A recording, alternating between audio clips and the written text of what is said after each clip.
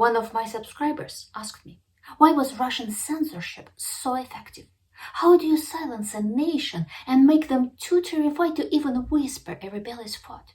Well, I'm hoping you are asking because you are curious, not because you are plotting your own dictatorship. We really don't need any more Stalins or Putins. Thank you very much. My name is Elvira, and today we are diving into the twisted yet oddly fascinating world of Soviet censorship.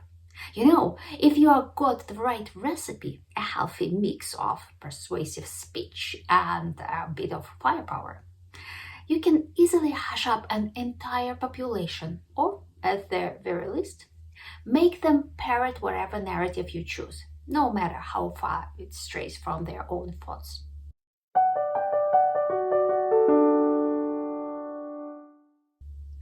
Right after the Bolsheviks seized power, they realized they had to silence independent journalism, and they wasted no time in doing so.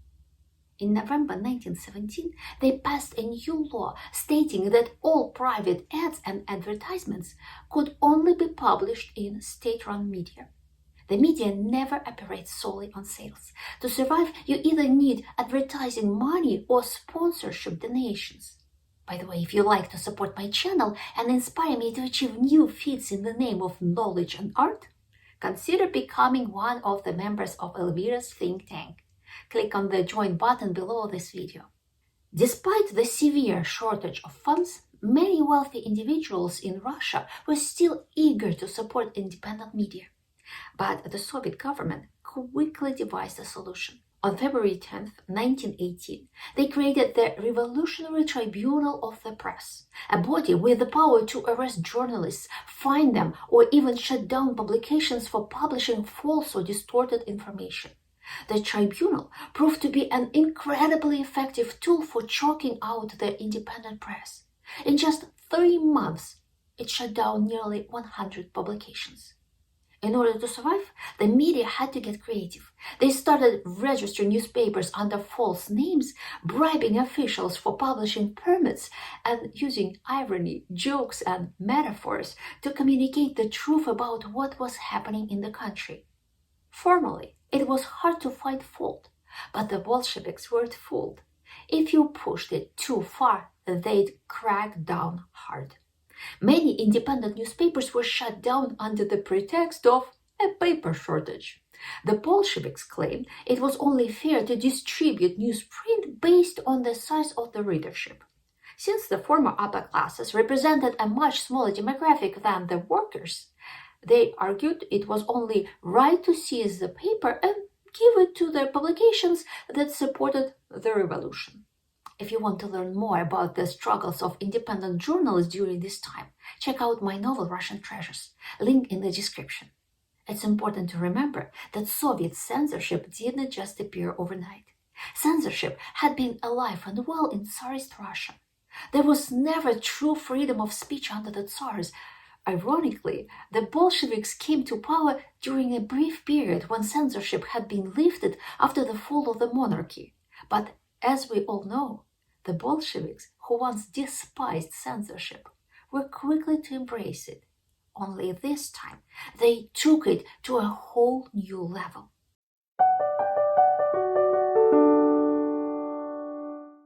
If there is still any private press left in the country, free thoughts will occasionally break through to the public. The Soviet state could not allow that.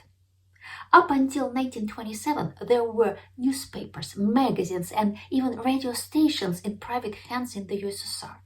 But with Stalin's rise to power, all of that was wiped out. People with revolvers showed up at the editorial offices and declared to the owners and editors, "What was yours is now ours." This left journalists and writers with no choice but to work for the state. According to Soviet law, if you did not work, you had no right to housing or food rations. Under Stalin, food rations returned and finding work was literally a matter of life and death. This didn't just apply to the press, but also to cinema, painting, and theater. Even after everything was nationalized, creative people still needed to be monitored. This was done by a special censorship agency that checked all works, whether to approve their publication or not. Take, for example, the fate of Russia's most beloved writer, Mikhail Bulgakov.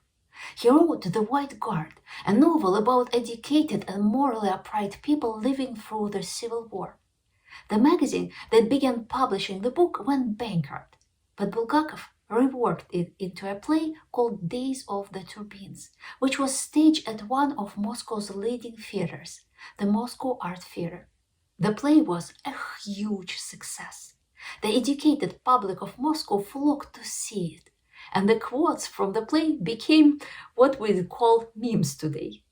Bulgakov started earning decent money for the time, but in the 1928, all of this came to an end. Censorship banned the play, and Bulgakov was stripped of the ability to publish and stage his works. The rules in the game in the USSR were simple. If you create something that fits within the framework of state propaganda, you would have access to the public. If not, well, you have only yourself to blame. Cultural officials quickly realized that people would do anything for the slightest chance of fame and recognition. Where there is burning desire, corruption is sure to follow. These bureaucrats didn't just control the destinies of creative individuals. They had access to vast budgets. They allocated apartments, dachas, country houses, and even creative retreats by the warm southern seas where writers could spend the summer working on their next novel, at the state's expense. But most importantly, they decided who would get published and who wouldn't. It wasn't about talent.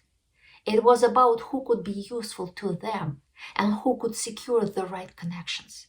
Remember, in the USSR, it wasn't money that mattered. It was blood, a system of mutual favors. I have a separate video on that topic.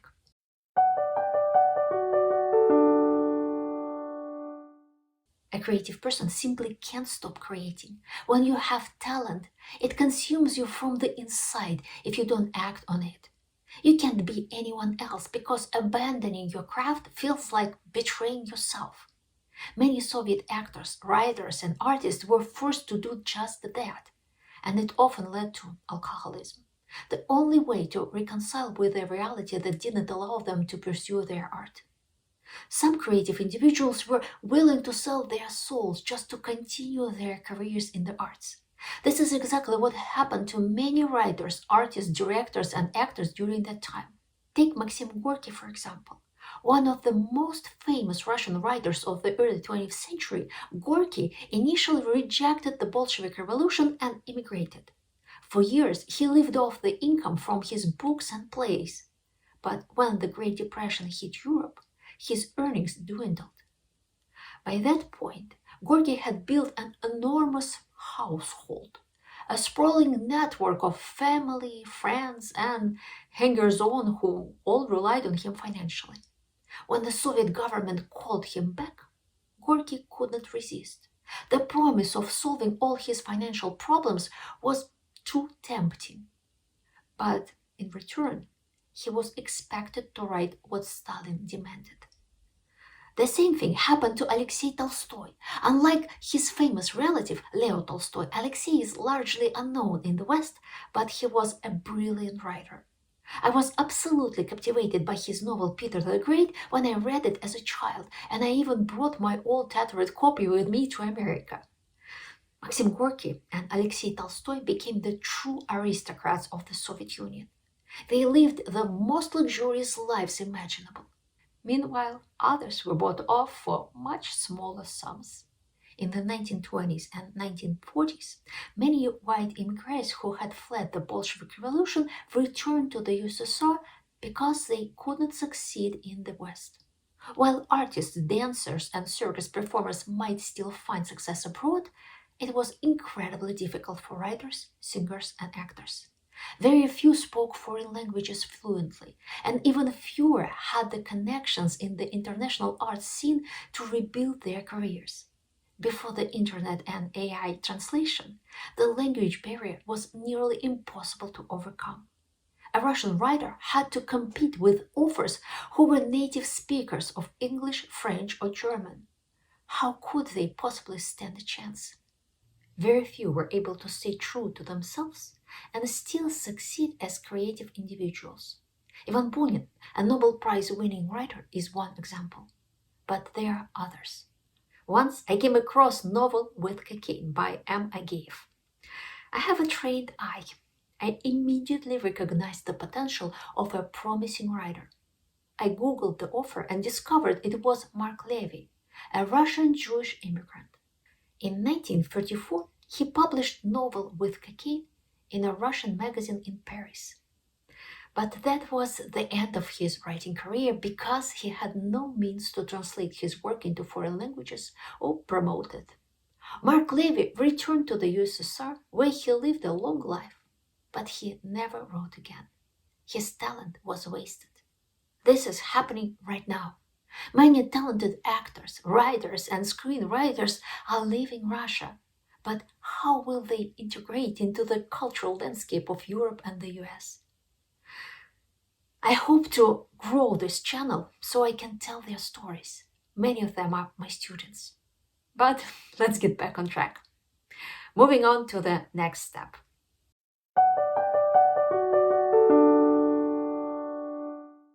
The human desire for truth and compelling stories is unstoppable. Despite all the efforts of censorship, Soviet citizens still yearn to read, watch, and listen to the forbidden. In the USSR, the genre of short, funny, anonymous stories spread through word of mouth became extraordinarily popular. We call them anecdotes. Sometimes they were political, sometimes just everyday humor, and at times even dirty jokes. Under Stalin, telling a political joke could land you a 10-year sentence. The Gulag needed fresh generations of laborers to replace those who died in the grand construction projects. So any excuse for repression was fair game. The same applied to forbidden literature.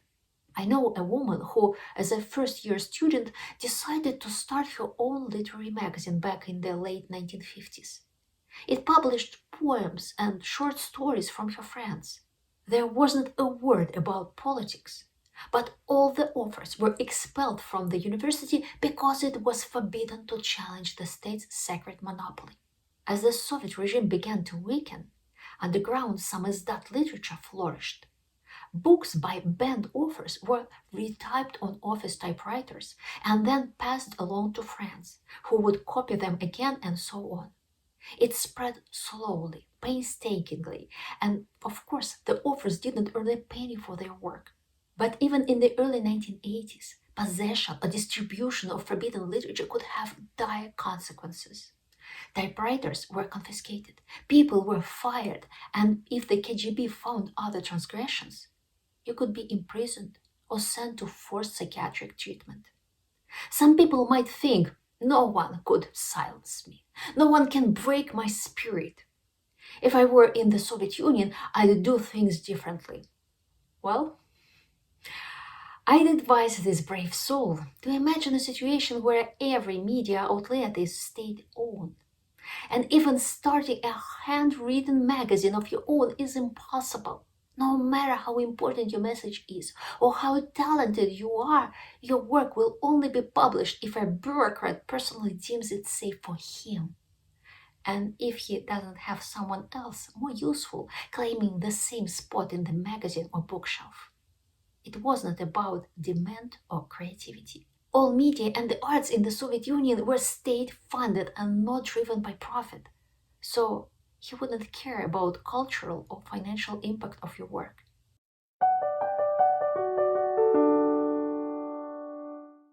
Modern Russia experienced a brief period of freedom of speech from the late 1980s until the early 2000s, before Vladimir Putin began systematically taking control of or dismantling major media outlets. Today's censorship still follows the same principles I've discussed, but on a more sophisticated level. In the past, it was a balance of both carrot and stick, but now propaganda targets the more subtle strings of human emotions. When everyone has a phone in their pocket and access to information from all over the world, What truly matters is what the individual wants to know. And what people want to know is often what's most pleasing or interesting to them. So a clever dictator no longer needs to control the information flow, something that can never truly be blocked, but must instead focus on shaping the narratives inside people's minds. That's when they'll start filtering out everything else themselves. In the Soviet era, officials decided the fate of writers. Today, it's the readers and viewers who call the shots. If you enjoyed what you've learned today and want to exchange ideas, get to know each other, and create narratives that could actually make the world a better place, consider becoming a member by clicking the join button below. A heartfelt thank you to everyone who supports me in my journey as a writer and as a talking head on YouTube. See you soon.